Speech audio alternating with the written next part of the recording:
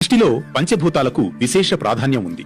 మన భారతదేశంలో చెట్టు, పుట్ట, చలం, జలం ఇలా ప్రకృతిని దైవంగా భావించి పూజిస్తారు. ప్రకృతిలోని సమస్తాన్ని తనలో లయం చేసుకునేది ఆ పరమేశ్వరుడు. అందుకే త్రిమూర్తులలో ఒకరైన ఆ పరమేశ్వరుణ్ణి లయకారుడు అని కూడా అంటారు. పరమేశ్వరుడికి ప్రకృతి అంటే ప్రాణం. ప్రకృతిలోని కొన్ని వృక్షాలు, మొక్కలంటే పరమేశ్వరుడికి చాలా ప్రీతికరం.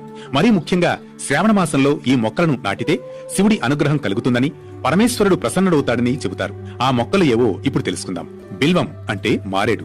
మారేడు నీవని ఏరేరితేనా మారేడు దళములు నీ పూజకు అంటూ శివుడిని భక్త కన్నప్ప భక్తితో అభిషేకిస్తాడు.